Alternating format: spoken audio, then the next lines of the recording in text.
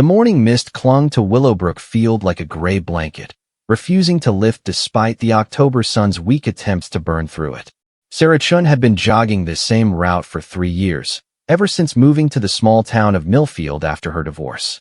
The familiar path around the old football field usually brought her peace, but today something felt different. She slowed her pace as she approached the chain-link fence that surrounded the abandoned high school sports complex. The building had been empty for over a decade, ever since the new school was built on the other side of town. Most locals avoided this area, claiming it gave them an uneasy feeling. Sarah had always dismissed such talk as small-town superstition. Through the swirling mist, she noticed something that made her stop completely. A dark figure stood motionless in the center of the field, barely visible through the thick fog. The silhouette appeared to be that of a woman, tall and slender, wearing what looked like a long coat or dress that reached nearly to the ground. Sarah wiped the condensation from her glasses and looked again. The figure remained perfectly still, as if frozen in time. There was something unsettling about the way it stood there, not moving even slightly despite the cool morning breeze that stirred the mist around it. "Hello," Sarah called out, her voice carrying across the empty field. The figure didn't respond or acknowledge her presence in any way.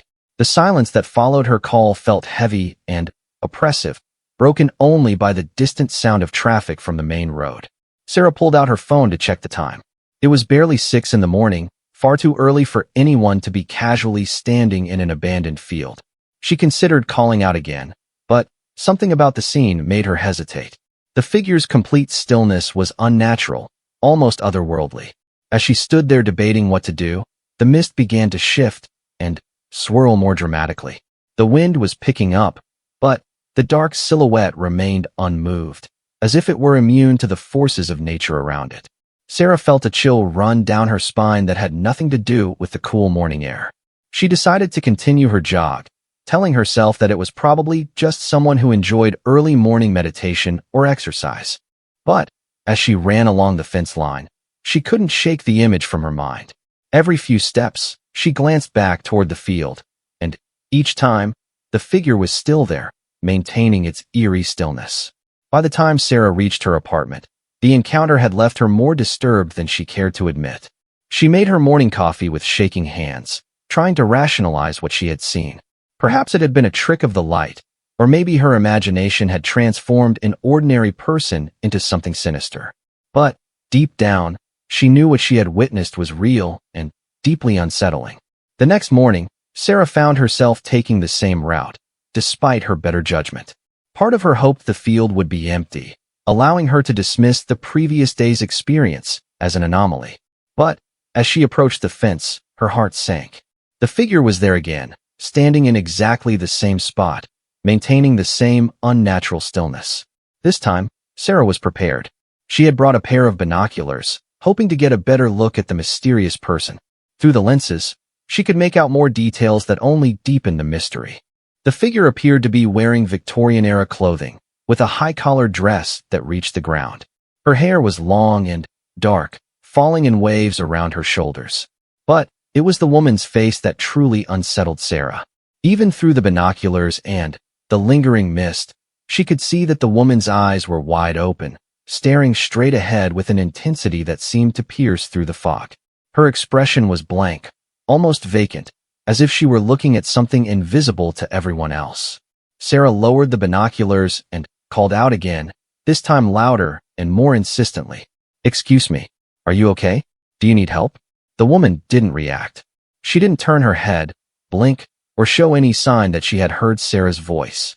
It was as if she existed in a completely different dimension, immune to the world around her. Frustrated and increasingly concerned, Sarah decided to take action. She walked along the fence until she found a section where the chain link had been cut, presumably by teenagers looking for a way into the abandoned facility.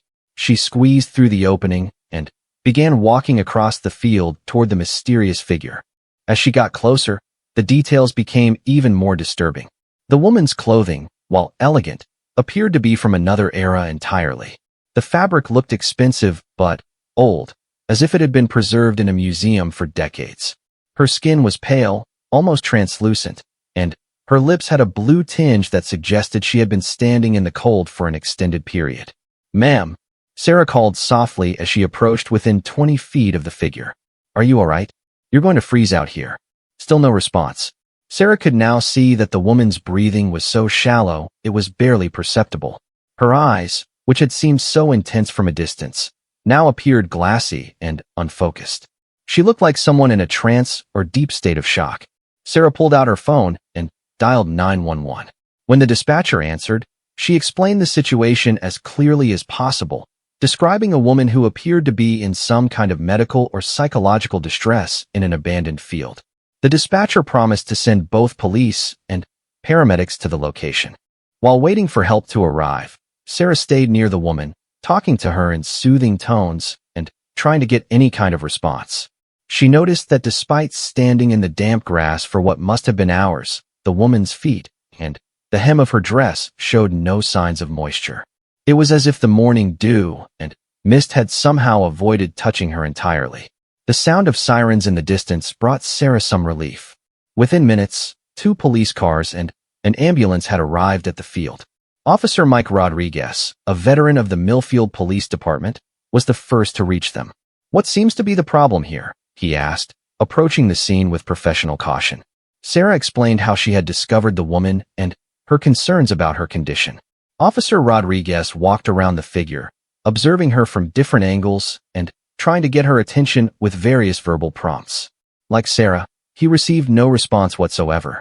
The paramedics, led by experienced EMT Jessica Walsh, conducted a thorough examination. They checked the woman's vital signs, finding her pulse and breathing to be extremely slow but steady. Her body temperature was significantly lower than normal, but not dangerously so. Most puzzling was her complete lack of responsiveness to physical stimuli. "I've never seen anything quite like this," Jessica admitted to Officer Rodriguez. "She's not unconscious, but she's not really conscious either. It's like she's locked inside her own mind." The team carefully loaded the woman onto a stretcher and transported her to Millfield General Hospital. Sarah provided her contact information to the police and followed the ambulance, feeling somehow responsible for the mysterious woman's welfare. At the hospital, Dr. Patricia Williams, the head of emergency medicine, conducted a comprehensive examination. Blood tests revealed no signs of drugs or alcohol in the woman's system. Brain scans showed normal activity, ruling out obvious neurological causes for her condition. Physically, she appeared to be a healthy woman in her 30s, but her mental state remained a complete mystery. The most puzzling aspect of the case was the woman's identity. She carried no identification, and her fingerprints didn't match anything in local or national databases. Her clothing, while beautiful, bore no modern labels or identifying marks. Even more strange was the fact that her dental work appeared to be from several decades ago, using techniques and materials that were no longer commonly employed. Dr. Williams consulted with the hospital's psychiatric team, led by Dr. Robert Chun. After observing the patient for several hours, Dr. Chun concluded that she was suffering from what appeared to be a severe dissociative disorder, possibly triggered by trauma. However, he admitted that the case was unlike anything in his 20 years of practice. "She's not catatonic in the traditional sense," he explained to Sarah, who had remained at the hospital throughout the day. "She shows signs of awareness, but it's as if she's completely disconnected from the present moment. I've seen similar conditions in patients who have experienced severe psychological trauma, but never to this extreme." News of the mysterious woman spread quickly through the small town of Millfield. By evening, the local newspaper had picked up the story, running a front-page article with the headline, "Mystery Woman Found in Field." The reporter, David Kumar, had interviewed several witnesses and hospital staff, painting a picture of an enigma that had captivated the entire community. The article included a description of the woman and a plea for anyone with information about her identity to come forward. It also mentioned Sarah's role in discovering her, though Sarah had requested that her full name not be used in the story. As night fell, Sarah found herself unable to stop thinking about the woman. She had returned home but felt restless and unsettled. The image of that still, silent figure standing in the misty field haunted her thoughts. She kept wondering who the woman was, where she had come from, and what terrible experience might have left her in such a disturbed state. Unable to sleep, Sarah decided to do some research. She spent hours online, searching for missing persons reports that might match the woman's description. She looked through old newspaper archives, trying to find any historical records that might explain the vintage clothing and outdated dental work. Her search led her down a rabbit hole of local history. She discovered that Willowbrook Field had once been the site of the old Millfield High School, which had operated from 1923 to 1987. The building had been demolished in 1995, but the field had remained largely unchanged for decades. More intriguingly, Sarah found several old newspaper articles about tragic events that had occurred at the school over the years. There had been accidents, suicides, and even a few unexplained disappearances. One article from 1967 particularly caught her attention. It described the disappearance of a 17-year-old student named Margaret Whitmore, who had vanished without a trace during a school dance. The photograph accompanying the article showed a young woman with dark hair and pale skin, wearing a high-collar dress that bore a striking resemblance to the clothing worn by the mysterious figure Sarah had found. The similarity was so pronounced that Sarah felt her breath catch in her throat. But that was impossible. Even if Margaret Whitmore were still alive, she would be in her 70s by now, not the 30-something woman Sarah had encountered. Still, the resemblance was too strong to ignore, and Sarah couldn't shake the feeling that there was a connection between the two cases. She printed out the old newspaper article and several others that mentioned strange occurrences at the school over the years. By the time she finally fell asleep, it was nearly dawn, and her mind was filled with more questions than answers. The mystery woman had arrived in their quiet town like a ghost from the past, bringing with her secrets that seemed to reach back decades into Millfield's hidden history. Sarah had no idea that her morning jog had set in motion a series of events that would uncover truths that some people had spent years trying to forget. The morning brought no improvement in the mysterious woman's condition. Dr. Williams had hoped that a night's rest in the hospital might help bring her out of her strange state. But she remained exactly as she had been when first discovered. The nursing staff reported that she hadn't moved a muscle throughout the night, maintaining the same rigid posture even while lying in the hospital bed. Sarah arrived at the hospital early, carrying the newspaper articles she had printed the night before. She had barely slept, her mind racing with theories about the woman's identity and possible connection to Margaret Whitmore. The similarities in their appearance and clothing seemed too significant to be mere coincidence. She found Dr. Chun in the psychiatric wing, reviewing the patient's overnight observations. He looked as puzzled as he had the day before, if not more so. "Any changes?"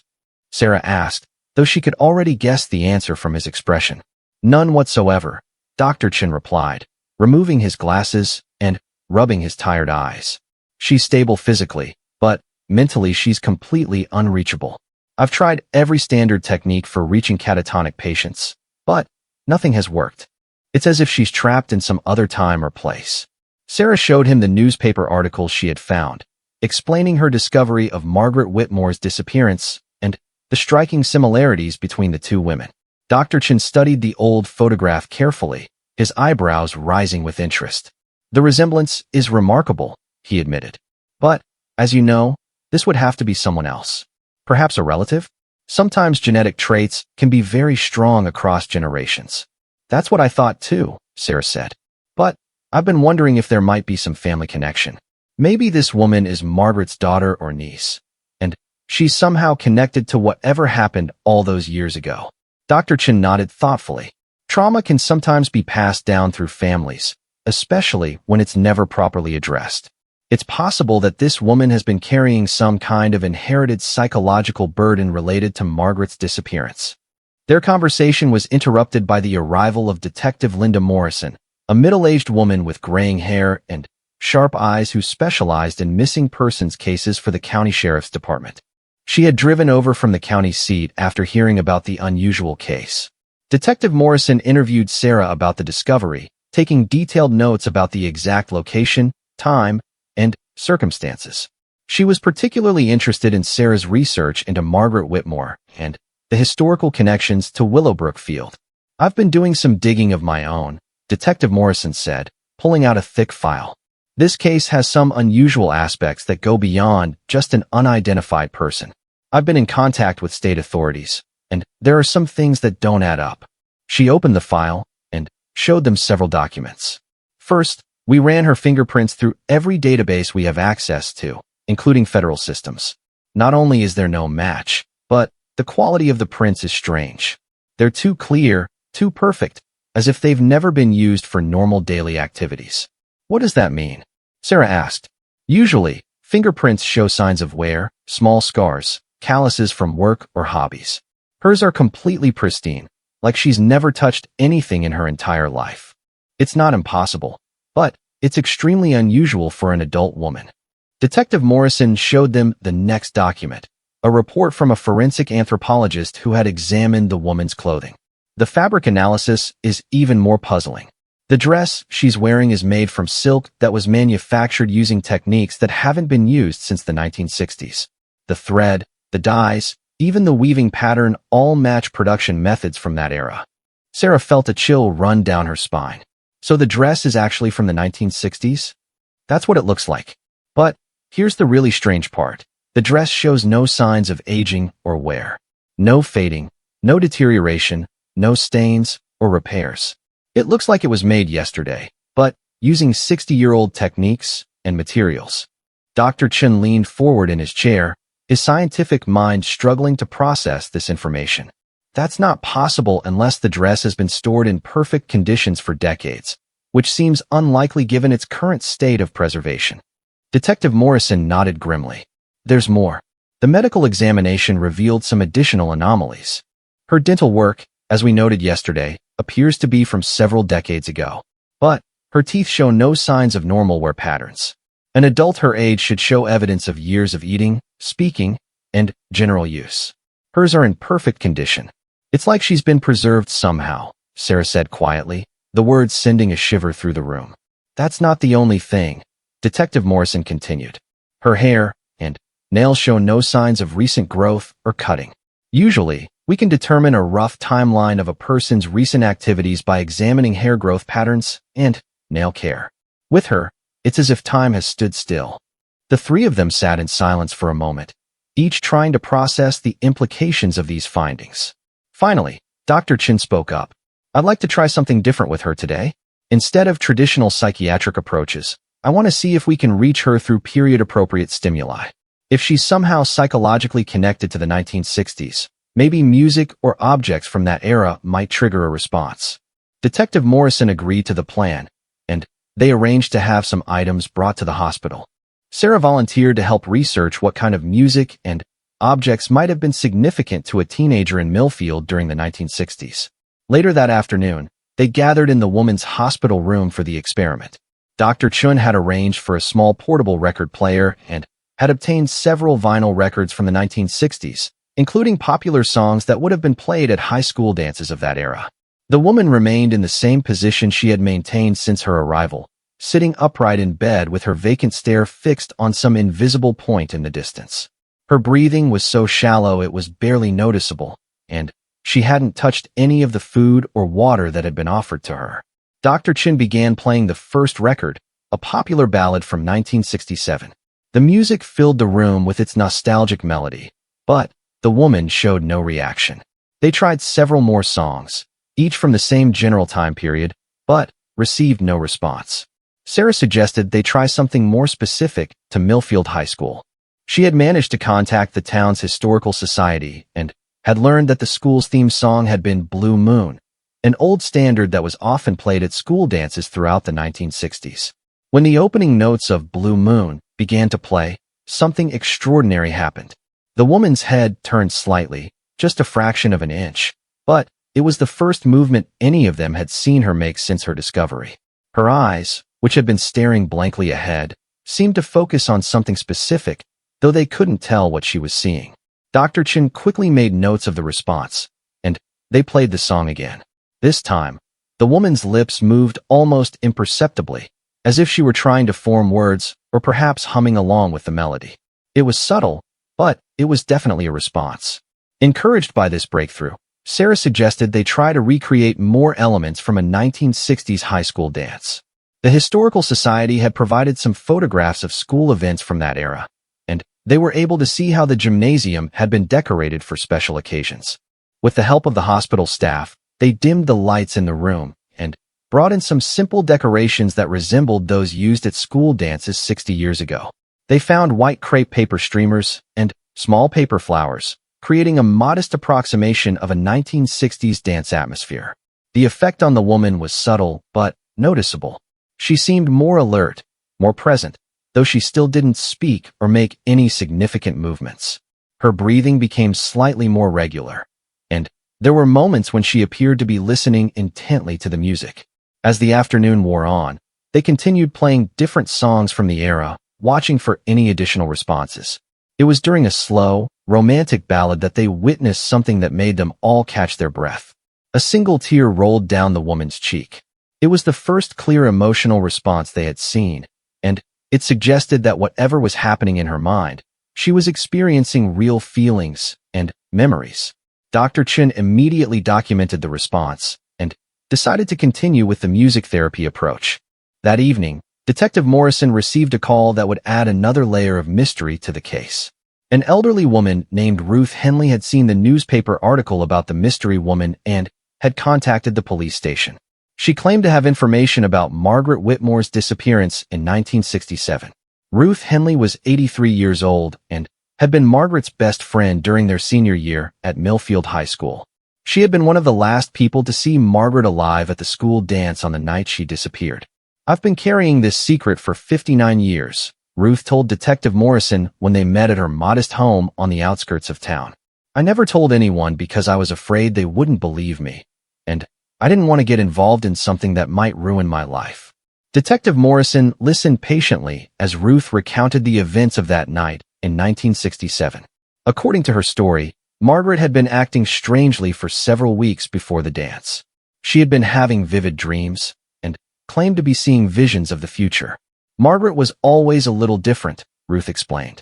"She was sensitive, you know. She seemed to feel things more deeply than the rest of us. But in the weeks before she disappeared, she became obsessed with the idea that something terrible was going to happen at the school." Ruth described how Margaret had tried to convince her and other friends not to attend the homecoming dance, claiming that she had seen visions of tragedy and disaster. When her warnings were dismissed as teenage drama, Margaret had become increasingly distressed and isolated. On the night of the dance, Margaret had arrived looking pale and anxious. She kept talking about needing to warn them and prevent it from happening, though she couldn't explain what it was. Ruth remembered that Margaret had been wearing a beautiful blue dress that her mother had bought specially for the occasion, a dress that sounded remarkably similar to the one worn by the mystery woman. "About halfway through the dance, Margaret just disappeared," Ruth continued. "One minute she was there, dancing with Tommy Patterson, and the next minute she was gone. We looked everywhere for her, but it was like she had just vanished into thin air." Ruth went on to explain that the police investigation at the time had focused on the possibility that Margaret had run away or met with foul play. But Ruth believed something else had happened, something that couldn't be easily explained or understood. "The strangest thing was what happened after she disappeared," Ruth said, her voice dropping to almost a whisper. "For weeks afterward, people reported seeing her around the school at night, always wearing that same blue dress, always standing perfectly still in the hallway or the gymnasium. But whenever anyone got close enough to talk to her, she would be gone." Detective Morrison felt a chill as she listened to this account. The similarities to the current case were too numerous to ignore.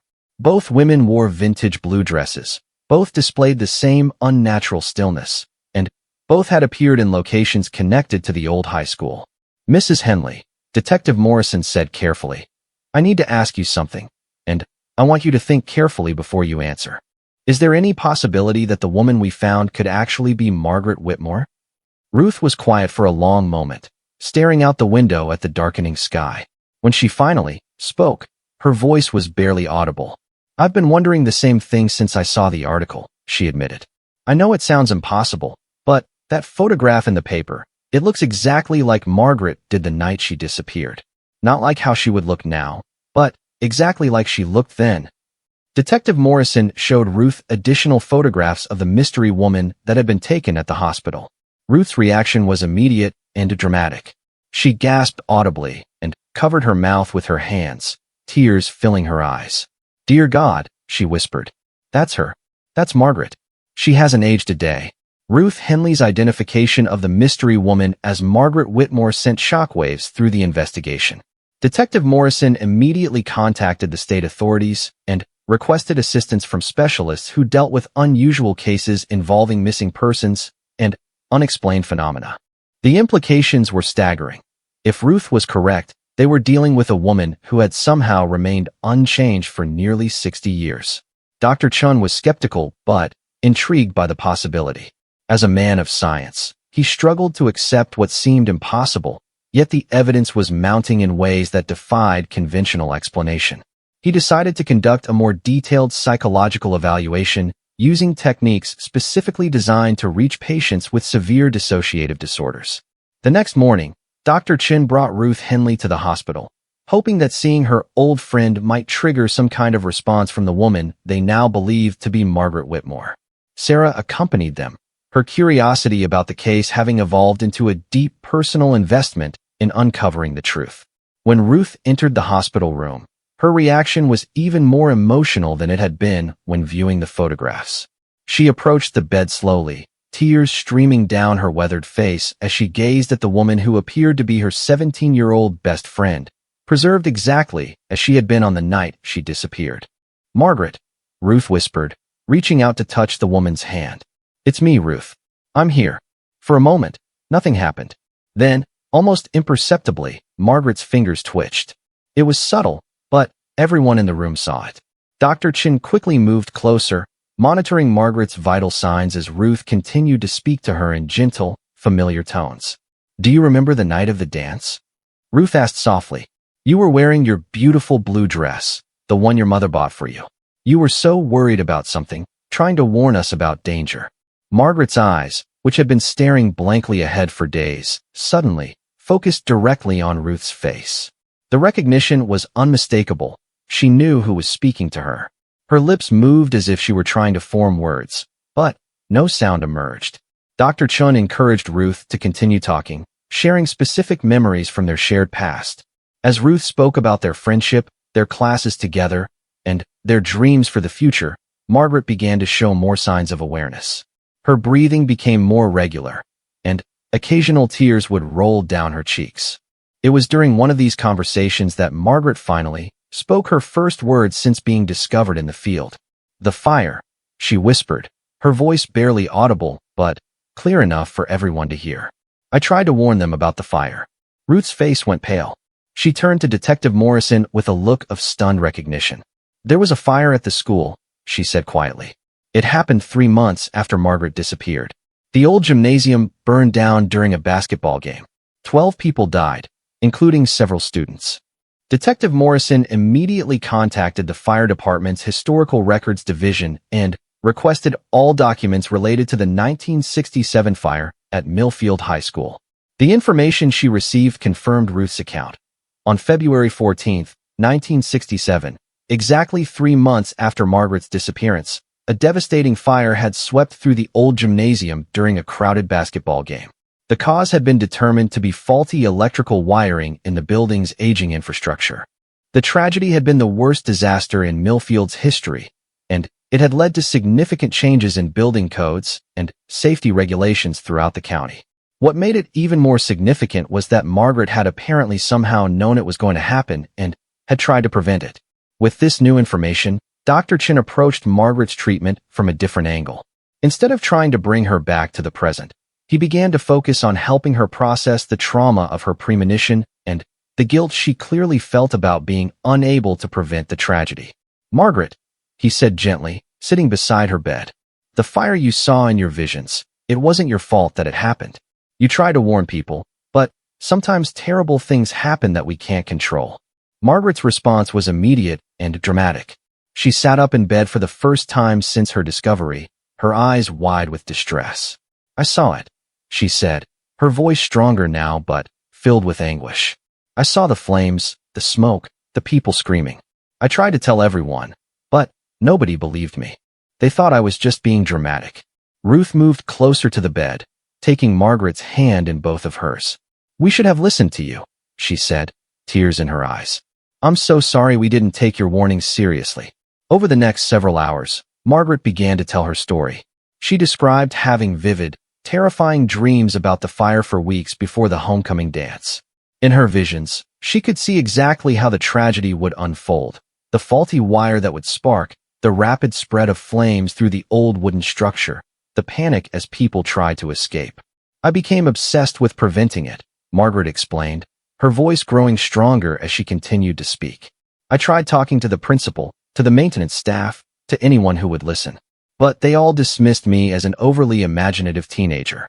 The night of the homecoming dance, Margaret had been overwhelmed by the intensity of her visions. She could see the future tragedy so clearly that it felt more real than the present moment. In her desperation to prevent the disaster, she had somehow become displaced from her normal timeline. I remember dancing with Tommy Patterson, Margaret said, a distant look in her eyes. But, suddenly, I wasn't in the gymnasium anymore. I was standing in the field, watching the school from a distance. I could see the dance happening, but I could also see the fire that was going to happen months later. It was like I was seeing past, present, and future all at the same time. Dr. Chun was fascinated by Margaret's account, though he struggled to understand it in medical terms. Her description sounded like a severe dissociative episode triggered by extreme anxiety and guilt, but the physical evidence of her preservation suggested something beyond conventional psychology. Detective Morrison had been conducting her own investigation into the circumstances of Margaret's original disappearance. She had obtained the complete police file from 1967 and had interviewed several people who had been present at the dance that night. Their accounts corroborated Margaret's story. She had been there one moment and gone the next, with no one seeing her leave. More intriguingly, Detective Morrison had found reports from the months following Margaret's disappearance that described sightings of a young woman matching her description around the school grounds. The sightings had always occurred at night, and the figure had always been wearing a blue dress identical to the one Margaret had worn to the dance. It seems like you've been trapped between that night and the night of the fire, Detective Morrison explained to Margaret. Unable to move forward in time because of your need to prevent the tragedy, but also unable to go back and change what happened. Margaret nodded sadly. I've been standing in that field for what feels like forever, watching and waiting, trying to figure out how to warn people. Sometimes I could see the present day, with new buildings and different people, but I couldn't interact with anything. I was like a ghost, existing but not really being part of the world. The medical team was baffled by Margaret's physical condition. Despite claiming to have existed for nearly 60 years, her body showed no signs of aging. Her cellular structure appeared normal for someone in her late teens, with no indication of the deterioration that should accompany decades of life. Dr. Williams consulted with specialists from major medical centers, but none could offer a satisfactory explanation for Margaret's preservation. Some suggested it might be an extremely rare medical condition that dramatically slowed aging, while others theorized about psychological factors that could affect physical development. Sarah, who had remained close to the case throughout its development, found herself deeply moved by Margaret's story. The young woman's dedication to preventing tragedy, even at the cost of her own normal life, resonated with Sarah's own sense of responsibility and compassion. What do you want to do now? Sarah asked Margaret during one of her visits.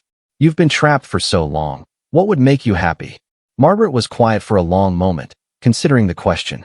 I want to visit the memorial, she said finally. I want to pay my respects to the people who died in the fire. I need to say goodbye to them properly. The memorial she referred to was a small garden that had been created on the site of the old gymnasium after the building was demolished. It featured a bronze plaque with the names of those who had died in the fire and served as a place of remembrance for the community. Dr. Chun agreed that visiting the memorial might provide therapeutic closure for Margaret. With careful supervision from medical personnel, they arranged for her to make the journey to the old school site. The trip was emotional for everyone involved. Ruth accompanied Margaret, along with Sarah, Dr. Chun, and Detective Morrison. As they approached the memorial garden, Margaret became increasingly agitated, but not with distress, with a sense of purpose and resolution. Standing before the bronze plaque, Margaret read each name aloud, tears streaming down her face. I'm sorry I couldn't save you, she whispered to each name. I tried so hard to warn everyone, but I failed. Ruth put her arm around Margaret's shoulders. You didn't fail, she said firmly. You saw something terrible, and You tried to prevent it. That took incredible courage, even if people didn't understand at the time. As Margaret stood there grieving for the victims of the fire, something remarkable began to happen.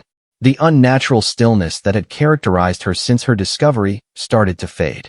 Her posture relaxed, her breathing became more natural, and the vacant look in her eyes was replaced by genuine emotion and awareness. "I think I can let go now," Margaret said quietly. "I've carried this guilt for so long, but I understand now that I did everything I could. The tragedy wasn't my fault, and neither was my inability to prevent it." Over the following days, Margaret began to show signs of normal aging. It was subtle at first, slight changes in her skin texture, small lines around her eyes, a maturity in her facial features that hadn't been there before. Dr. Chin theorized that her acceptance of the past had somehow released her from the temporal displacement that had preserved her. The medical team worked with Margaret to help her adjust to the modern world. 60 years had passed while she was trapped in her timeless state, and the changes in society, technology, and culture were overwhelming.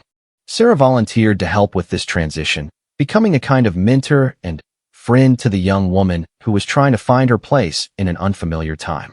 Margaret's case attracted attention from researchers around the world, but she chose to maintain her privacy and focus on building a new life. She legally reclaimed her identity, though the bureaucratic process of proving she was the same person who had disappeared in 1967 was complex and unprecedented. Ruth Henley became like a grandmother to Margaret, helping her understand what had happened to their hometown and the people they had once known. Many of their former classmates had died or moved away, but a few remained in Millfield and were amazed to be reunited with their unchanged friend. Margaret chose to settle in Millfield permanently, finding peace in the familiar surroundings despite all the changes that had occurred. She got a job at the local library, where her love of learning and natural empathy made her popular with patrons of all ages. Sarah and Margaret developed a close friendship, bonded by their shared experience of the mystery that had brought them together. They often walked together through Willowbrook Field, which had been converted into a community park after Margaret's story became known. The old field no longer held terror or sadness for Margaret. Instead, it had become a symbol of her journey from isolation to connection, from guilt to acceptance. She had spent nearly 60 years standing alone in that misty field, carrying the weight of future tragedy on her shoulders. Now she could walk through it freely, no longer trapped between past and future, but fully present in the moment. Detective Morrison closed the case officially, though she kept detailed records of everything that had happened.